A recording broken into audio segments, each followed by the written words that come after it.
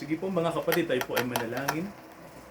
Dakilang Ama, pagpalain po ninyo ang inyong pong salita sa gabing ito at kayo po ang magbigay ng kapahayagan sa amin. At nawa po, buksan nyo ang aming puso't isip sa ipahahayag po ng inyong banal na espiritu sa aming kalagitnaan, Ama. Humihingi po kami ng habag sa inyo, humihingi po kami ng salita ng langit na kailangan po namin. Kami po ay humihingi din ng kapatawaran tulad po ng panalangin din ng mga kapatid namin, Ama. Sa lahat ng aming mga pagkakasala sa inyo na alam po ninyo na aming nagawa. Hindi tama, Ama, na humarap kami ng walang repentance. Nawa, matuto kami magsisi sa lahat ng aming kasalanan dahil ito po ang tanda na kami ay inyong mga anak. Na kami ay marunong magsisi sa aming mga kasalanan sa inyo. At marunong kami humingi ng tawad at kami ay mayroong pagnanasa na baguhin ang aming mga maling ginagawa at ang aming maling puso. Kayo po, Ama, ang tumulong sa inyong mga anak na baguhin ang aming mga maling bagay, maling puso, maling pag-iisip. Kami po, Ama, ay bigyan nyo ng katuwiran, pagiging matuwid, sapagkat mahalaga po ito. At naniniwala kami, Ama, na hindi nyo po pababayaan ang inyong mga tinawag. Naniniwala po kami na ang inyong mga hinirang ay magsusumika po na sundin ang kalooban nyo. At tunay, Ama, na mahirap po kung wala kayo. Kung wala kayo sa aming piling, Ama, ay mahirap po dahil wala kaming magagawa kung wala ang inyong salita sa amin. Kung wala ang inyong banal na presensya. Sumaamin po kayo, dakilang Diyos. Ito ang aming panalangin sa tanging pangalan po ng aming Panginoong Jesucristo. Lahat po tayo magsabi ng Amen. Amen. Amen. So mga kapatid, sa ating mga Biblia po, no, atin pong ipagpapatuloy, no, yung atin pong sinasabi po sa aklat po ng Roma, chapter 9. Okay po, Roma, chapter 9 sa ating mga Biblia. No, nandito na po tayo sa chapter 9 ng Roma. At basahin ko po sa inyo, basahin ko po sa inyo no, yung verse 9 po. No? Okay. Verse 9, chapter 9 ng Roma, ang sabi rito, sapagkat ito ang salita ng pangako, ayon sa panahong ito, na paririto ako, at magkakaroon si Sarah ng isang anak na lalaki. At hindi lamang gayon, kundi nang maipaglihinan ni Rebecca sa pamamagitan ng isa, ito nga'y ng ating ama na si Isaac. Sapagkat ang mga anak ng hindi pa ipinanganganak at hindi pa nagsisigawan ng anumang mabuti o masama upang ang layunin ng Diyos ay mamalagi. Alinsunod sa pagkahirang na hindi sa mga gawa, kundi doon sa tumatawag. At ay sinabi sa kanya, ang panganay ay maglilingkod sa bunso. Gaya ng nasusulat, si Jacob ay iniibig ko, datapwat si Esau ay aking kinapuotan. Ayan, so purihin po ang Diyos, no, sa kanyang mga salita po sa gabing ito. So, mga kapatid, no, muli po, biyayaan tayo ng Diyos ng kanyang salita. Amen. So, napakahalaga po ng chapter 9 ng Roma, mga kapatid, no, itong buong kabanatang ito. Kasi po, nakalagay po sa loob ng kabanatang ito, no, yung kung paano gumagawa ang Diyos sa kanyang mga tinawag. Amen po ba? No? Ang Diyos po kasi, mga kapatid, naniniwala po ako, no, personal po, naniniwala ako na kapag tumawag po ang Diyos ng mga tao at ng isang tao po, may layunin po yun kung bakit. No? Yung taong yun na kanyang tinawag at mga tao po, gagamitin niya po yun para maging daluyan ng kanyang pagpapala. No? At para din po mangyari yung plano ng Diyos sa mundo. No, alam niyo ho ba na bawat pagtawag sa atin, mga kapatid, ay napakahalaga. Amen po ba?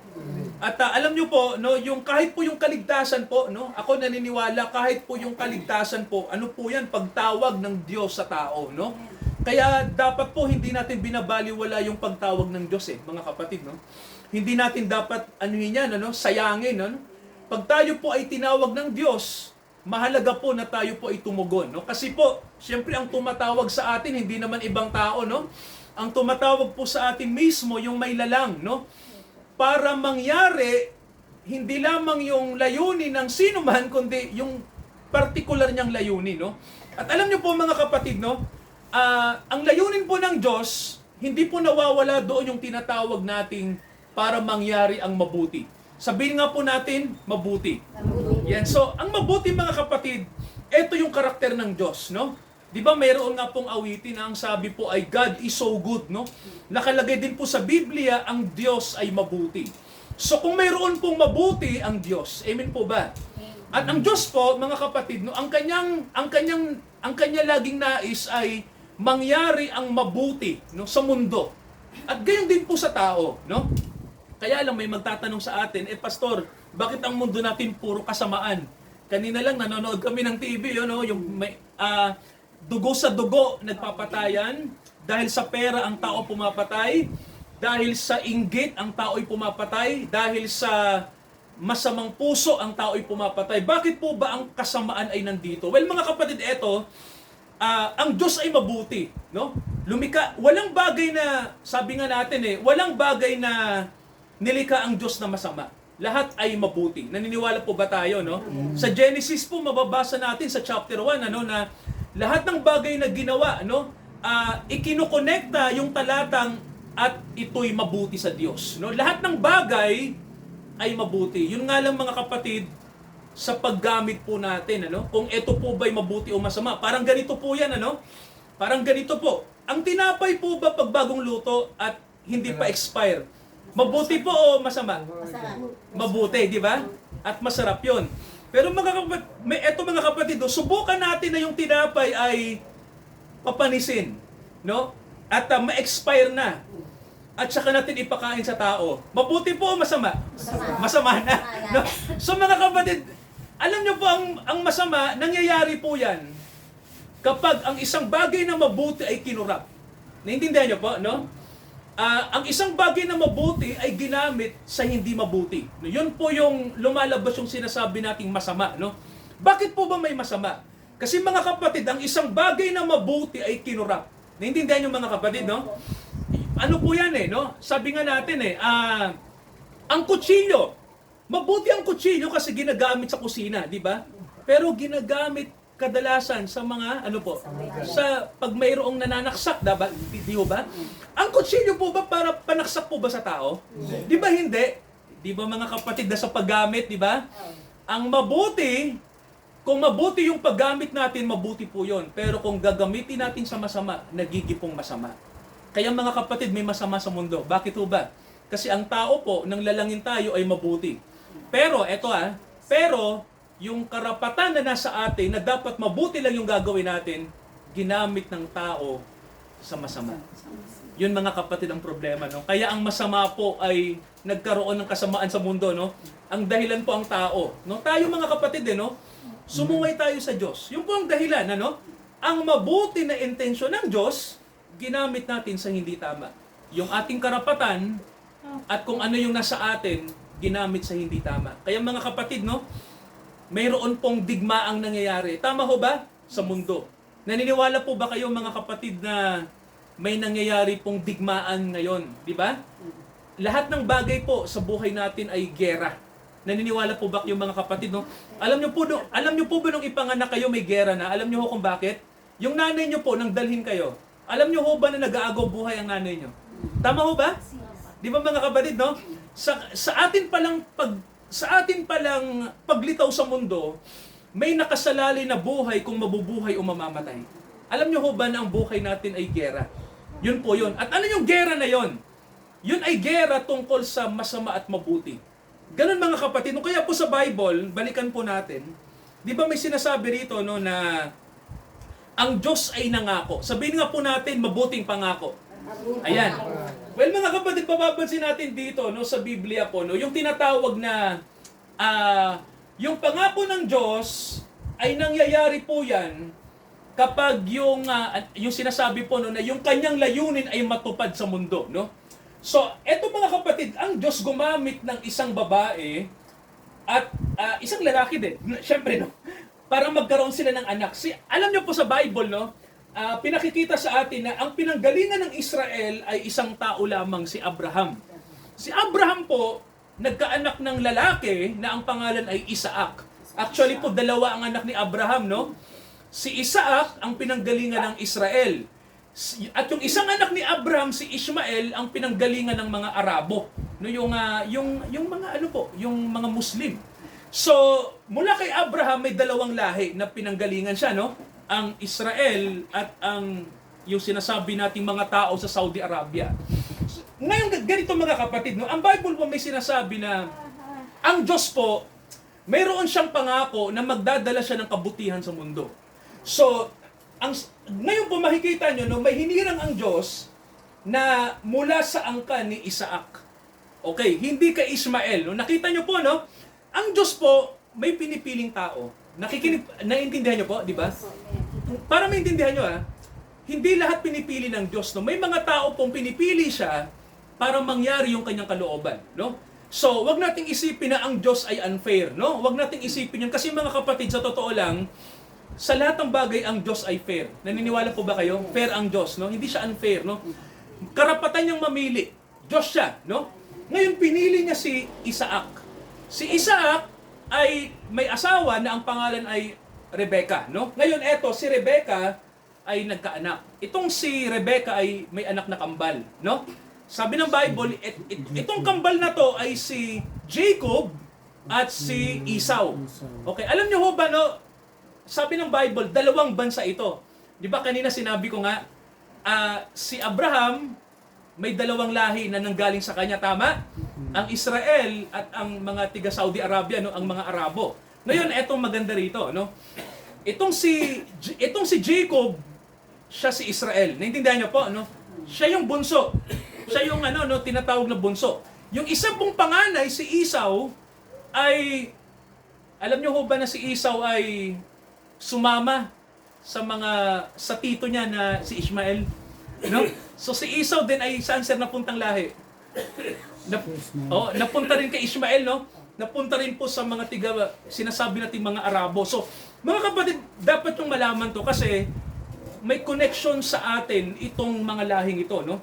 Sabi ng Bible, hinirang ko si Jacob at si Esau hindi. Galit ako sa kanya. Sabi ng Diyos, no? Ang nakakagimbal, mga kapatid, hindi pa pinanganganak ang dalawang bata.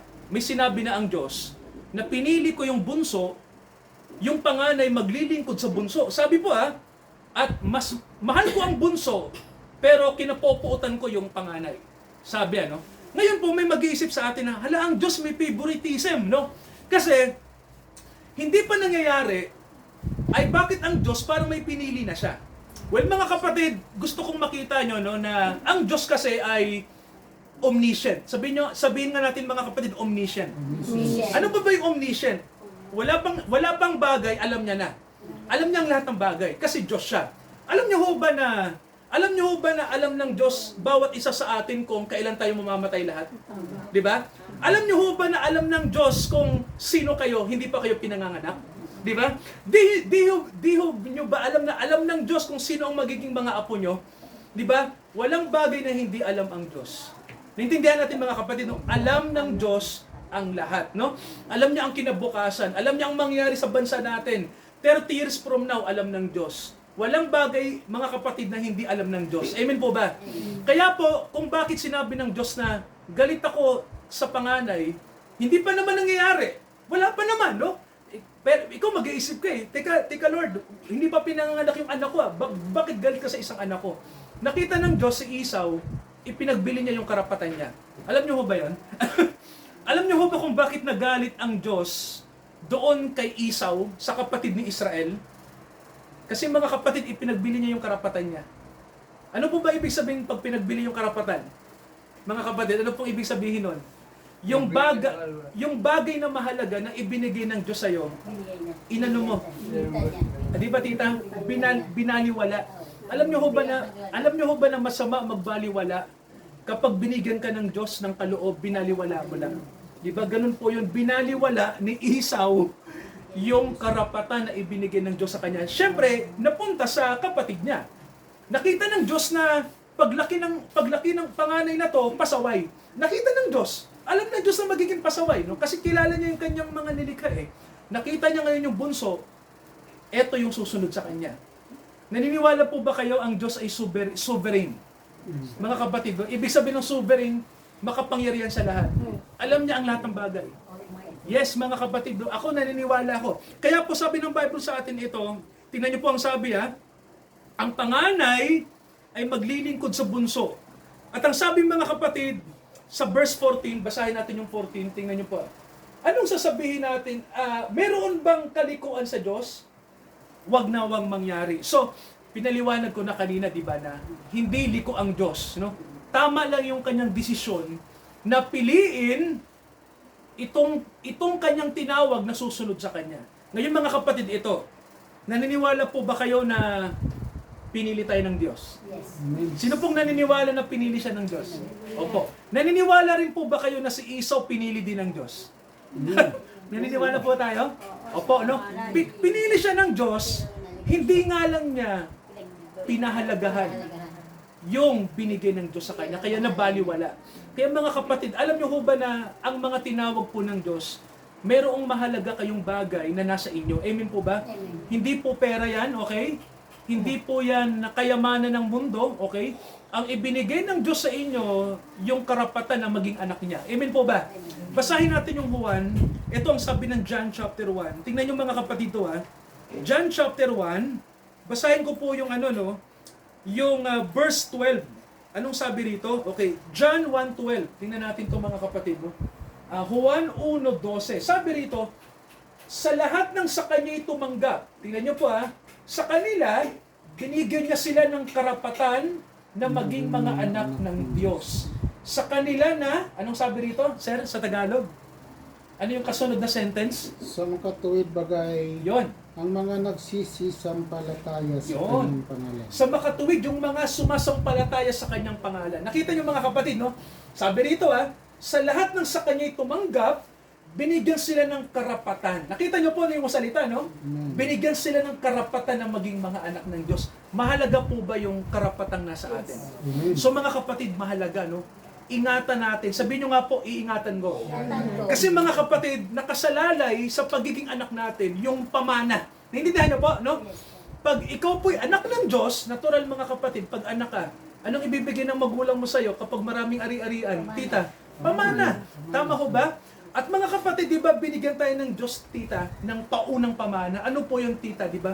Buhay na walang hanggan. Tama ko ba, no? Ibig sabihin ba, tita, pwede natin matanggap yun kahit ngayon pa lang sa lupa tayo? Yes. Opo, no? Sabi nga natin ang mga anak ng Diyos, binigyan ng karapatan. Ibig sabihin, pag sinabing karapatan, meron ka ng paunang Ano po ba yung karapatan, sir? Pag sinabing karapatan, may karapatan ka sa bahay. May karapatan ka sa di ba? Ibig sabihin, tita, hindi ka pwedeng pigilan, di ba? Kung kailangan mo, ibibigay sa iyo, karapatan mo 'yon, no? Rights. So, yung rights mga kapatid, ibinigay ng Diyos sa atin. Yun nga lang, rights pa lang. Tama ho ba? Rights pa lang, no? Kailangan natin yung title. Tama ho ba? Tama. Tama ba, sir? Yes. Oo. Alam nyo, kadalasan yung rights, hindi natin naiingatan. Tama ho ba? Nawawala. Nawala ni Esau. No? Binenta po niya. Alam nyo, si Jacob, hindi niya binenta yung rights. Tama ho ba? Iningatan niya yung rights. Minahal niya yung rights. Kaya mga kapatid, ibinigay ng Diyos sa kanya yung titulo. Tama ho ba? Siya na ngayon ang may karapatan. Alam niyo ho ba na ang sabi ng Diyos kay Jacob, hindi na Jacob ang pangalan mo. Tama ba? Nag-iba na yung kanyang karakter. No? Alam niyo po, pag mga anak tayo ng Diyos, nag-uumpisa kasi tayong mga mahihinang makasalanan. Tama po ba? Tayo ay mayroon pang pasaway na karakter tayo. Tama ba mga kapatid, no? Yes. Nasa kasalanan pa tayo na katawan. Pero alam niyo ho ba, pag binigyan na yung titulo? No? Pag ibinigay na yung titulo, tita, yung pagkatao natin, unti-unti nang mababago. At magiging tayong tulad. May nakalagay tita sa Bible, di ba? Tayo ay magiging kawangis ni Kristo. Basahin po natin yung unang Juan, may nakalagay po rito. Unang Juan, tingnan nyo itong mga kapatid, no? Unang Juan, okay, basahin natin yung chapter 3. Unang Juan, chapter 3, verse 2. Anong sabi, sir? Ito, pakinggan natin. Unang Juan, chapter 3, verse 2. Anong sabi po dyan? Mga minamahal, Mga minamahal, ngayon ay mga anak tayo ng Diyos. yan, tama. At hindi pa nahayag kung maging ano tayo. Di ba sir, ang sabi dyan, ngayon mga anak tayo ng Diyos. Yes. Pero di ba ang sabi ng Bible, pero hindi pa yan ang kaloob talaga. Tama ho ba? Hindi pa yan. So pag anak ka, may ina-expect pa tayo. No? Meron pa tayong inaasahan, tita. Ano yun sir? Tuloy natin ang pagbasa. Malalaman natin na kung siya'y mahayag, tayo'y magiging katulad niya. Ano daw ang sabi ng Bible? Pag nagpakita na uli si Kristo sa panahon natin. Tayo katulad niya. Di ba mga kapatid ang sabi, tayo ay magiging kawangis niya. Katulad. Amen po ba? Yes. Ibig sabihin mga kapatid, kung paano si Kristo, ganun din sino? Tayo. Tayo. Alam niyo ho ba na mahalaga na maging tulad tayo ng anak ng Diyos? Amen po ba? Amen. Kasi mga kapatid, ibig sabihin po nun, hindi na iba si Kristo sa atin. Tama ho ba? Amen. Iisa na lang si Kristo at ang kanyang mga anak. Amen nga dyan, isang amen nga. Amen. No? Isang hallelujah nga po dyan. Hallelujah, no? Kasi mga kapatid, kung bakit mahalaga, yun ang pinakamahalagang kaloob sa atin. Amen po ba? Na tayo po ay maging katulad ni Kristo. Yes. Alam nyo kung bakit mga kapatid, di ba sabi ng Bible, ibinigay ng Ama kay Kristo ang lahat ng bagay. Eh, kanino nyo rin ibibigay lahat ng bagay? Sa atin. Sa atin din po. Mahalaga po ba na ma-identify tayo kay Kristo? Yes. Yan. Alam nyo po ang problema ngayon mga kapatid, eto ha. Pag sinabi ba nating Hesus Kristo, anak po ba ng Diyos o hindi? Anak. Pag sinabi ba nating Hesus Kristo, imahen ba ng Diyos o hindi? Imahen. Imahen. Pag sinabi ba nating Hesus Kristo, siya bang may-ari ng lahat ng bagay? Opo. Alam niyo mga kapatid, ang problema, di ba sa panahon natin, hindi ito yung hinahangad ng maraming Kristiyano. Okay po ha, lilinawin ko lang. Kadalasan po kasi ganito, maraming Kristiyano, etong mga kapatid ha, yung kanilang identity nasa sekta nila. Tama ho ba? Yes. Di ba? Pero ang dapat po sana na maging ugali nating mga Kristiyano, tayo ay maging katulad ng anak ng Diyos. Amen ba? Amen. So mga kapatid, hindi ang Magiging katulad hindi ang niya. sekta natin ang issue. Hindi 'yun ang kailangan natin. Ang kailangan natin tayo ay maging katulad ng Panginoong Hesukristo. 'Yun po, 'yun ano. Kasi sa panahon natin, mas binibida ang mga sekta kaysa kay Kristo. 'Yun ang malaking problema ng mga relihiyon sa panahon natin. No, mga kapatid, parang ganito. Yes. Titirahin ko na lahat pati tayo, no. Alam niyo po, ganito. Alam niyo po, ayoko kayong maging Baptist. Ayoko rin kayong maging Pentecostal. Ang gusto ko po, maging Baptist kayo, maging Pentecostal kayo, buong buo. Si Kristo, maging katulad kayo ni Kristo. Amen. Yan mga kapatid ang kailangan. Amen po ba? Yan ang kailangan. Hindi tayo tinawag para maging Katoliko. Okay? Hindi tayo tinawag para maging saksi ni Jehovah o maging INC. Hindi na po sekta pinag-uusapan pagdating sa kaligtasan. Ang usapin dito, ikaw ba, ang Espiritu bang nasa iyo ay naghahangad na maging katulad ng anak ng Diyos? Mga kapatid, yun ang mahalaga. Yung imahe na yun. Amen po ba? Yun ang mahalaga. Hindi na po relihiyon. Okay mga kapatid, no? Kaya po no? Ito'y isang malaking argumento sa atin ng Biblia. No? Ang isa bang kaluluwa, ito ba yung hangad niya? Well, mga kapatid, ito yung nakakatakot. No? Maraming nasa simbahan, ang kanilang goal, yung kanilang nasa lang ay i-bless sila ng material. Alam niyo ho ba na hindi tama yon? Di ba no? Hindi lang yun ang kailangan natin. Di ba anong sabi sir ng Bible? Tayo mga anak ng Diyos, pero hindi yun ang issue. Ang issue rito ay tayo ay maging katulad ng anak ng Diyos. Amen. Mga kapatid, no, hindi lang pera, hindi lang para i-bless tayo ng material. Hindi lang po yun. No? Ang pinakamahalaga po, tayo ay maging katulad sa larawan ni Kristo. Alam niyo mga kapatid kung bakit? Ang hangad ng Diyos, alam niyo ba kung bakit, di ba? Mag-multiply yung kanyang yung kanyang DNA sa mundong ito. Kaya mga kapatid, ito, sino po rito ang gustong maging katulad ni Jesus Christ? Tayong lahat, no? Tita, kasi syempre tayong lahat, no? Ako din, no? Kaya po, pag ganyan po yung ating desire, blessed tayo, mga kapatid, okay? We are blessed. Kasi, yun talaga ang goal ng pagiging Kristiyano. Yun po talaga, no? Maging katulad ng larawan ng anak ng Diyos. Kaya sa gabing ito, mga kapatid, hanggang dito tayo, no? Sa ating pong pinag-aaralan. At nawa i-bless tayo ng Diyos, no? Sa ating nakita sa Biblia, no? Well, itong binasa natin kanina sa Roma, mga kapatid, no? Nakita nyo po, no? Amen. Nakita nyo, si Jacob ay nag-iba na, no? Ganon din po tayo. Anong ibig sabihin sir ng Israel na pangalan? Jacob. Okay, hindi tita, yung kahulugan ng Israel. Si ano yun? Ano po ang kahulugan? Alam nyo ba? Okay, basahin natin, ano, bago tayo magtapos. Ano po bang ibig sabihin ng salitang Israel, no? Yung ipinangalan kay Jacob, nag-iba na yung kanyang identity, no? Hindi na siya yung, kumbaga tita, may pag naging katulad ka pala ng anak ng Diyos, may bago ka ng pangalan. Amen po ba? Oo. Tingnan niyo si Jacob, iniba na yung pangalan. Ginawang, ano sir? Ginawang Israel. Okay, basahin natin yung kahulugan ng Israel. Ako, naiiwagaan ako. Ano kayang pangalan ko pag maging katulad na ako ni Kristo? Si Sir Alan kaya anong pangalan? Yung misis ko kaya anong pangalan? Si Tita kaya anong pangalan? Tita, iba ng pangalan mo. Hindi na Dolores. Okay, basahin natin yung Genesis. Okay. Gusto niyo ba maiba yung pangalan niyo? Yes. Siyempre. Di ba? Tingnan niyo mga kapatid, Genesis. Okay, basahin natin yung magpipray tayo. Okay. Okay, basahin natin yung Genesis 32.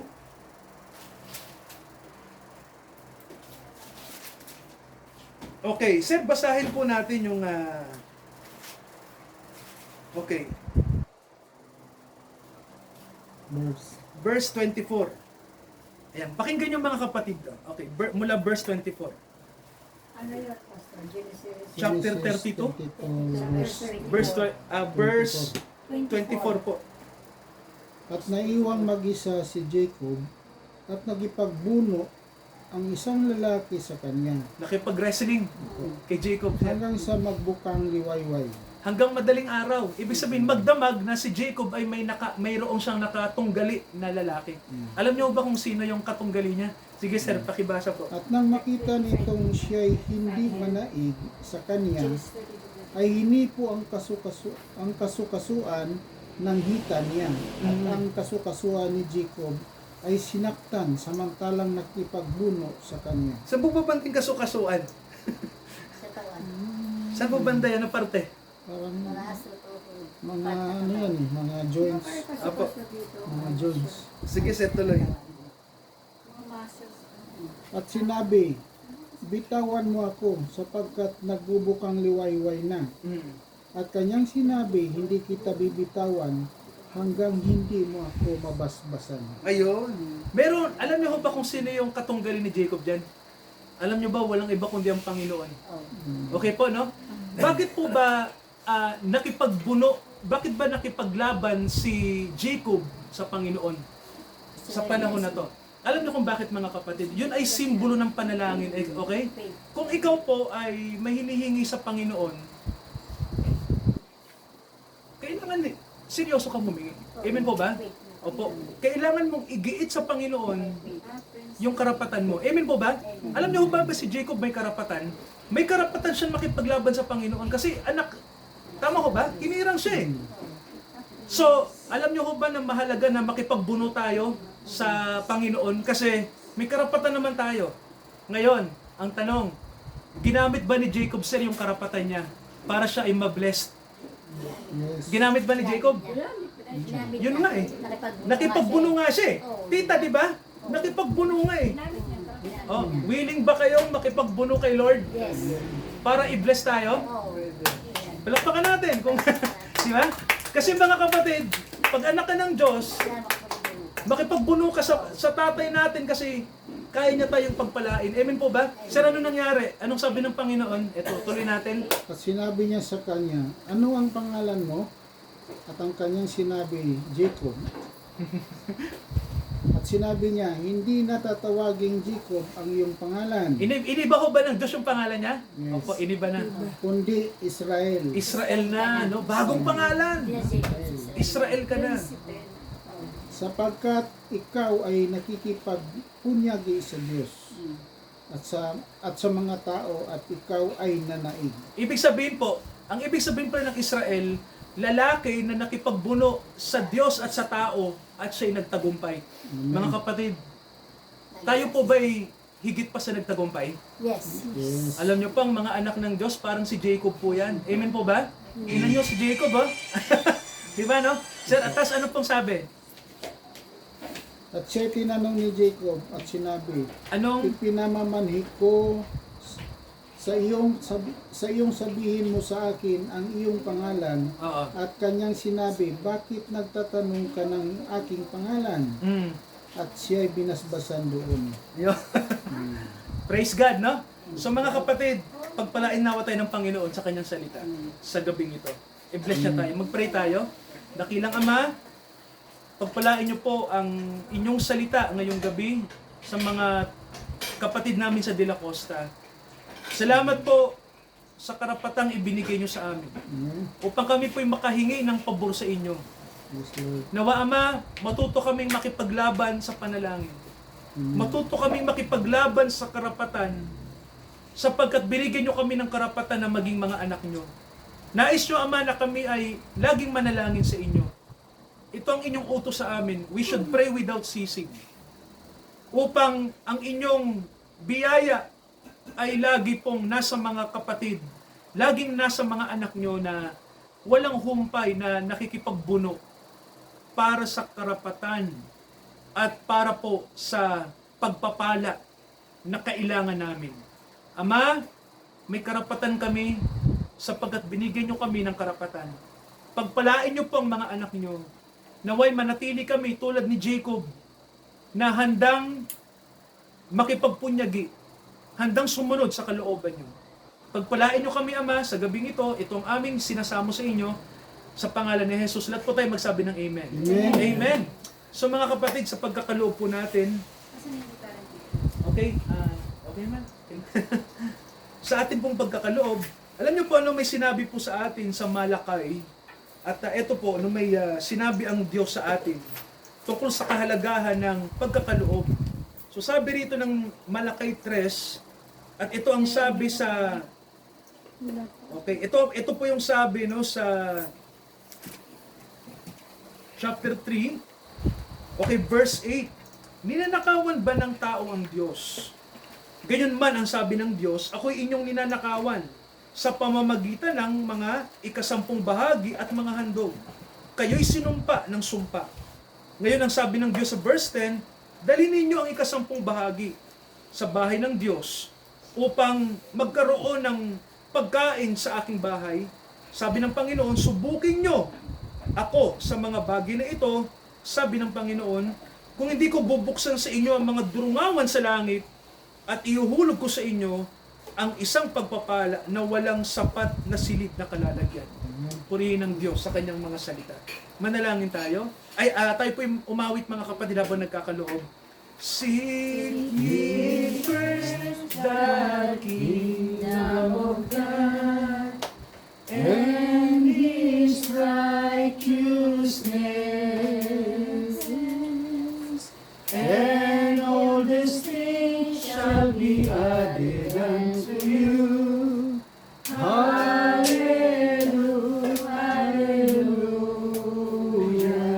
Tayo po tumayo.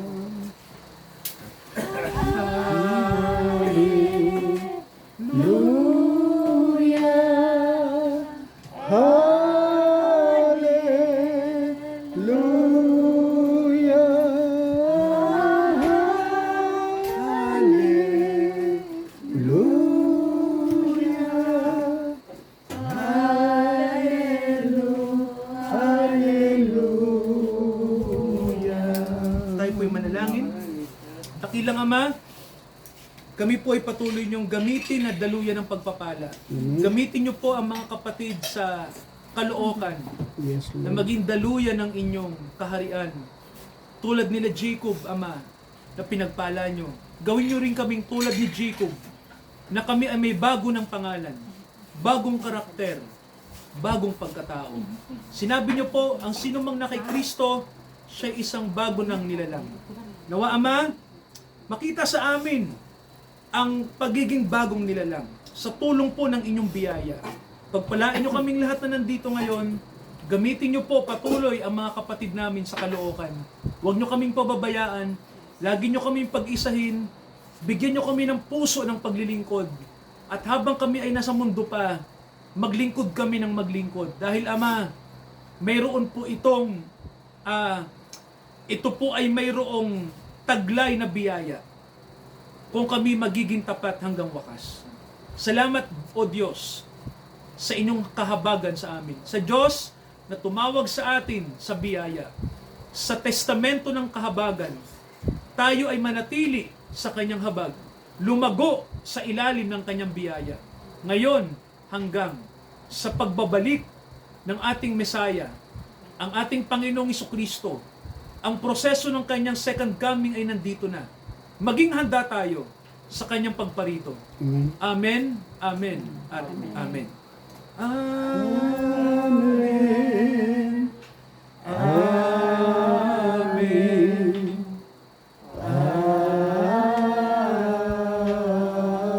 Amen. Magkamayan po tayo mga kapatid. Magandang gabi po sa Purihin ating ng lahat. Diyos. God bless. God bless. God bless. God bless po. God bless po. God bless po. God God bless po, bless. tita. God bless. Ate Boots. Ano? Ay, God Eh, bless. mabol ako. God bless po. Nagpahilot kasi ako ba ano? God bless po. God bless po. Nagpahilot sa bahay. God bless po, tita. God bless. Andun. Ako, nasa na ate ko. Sandali.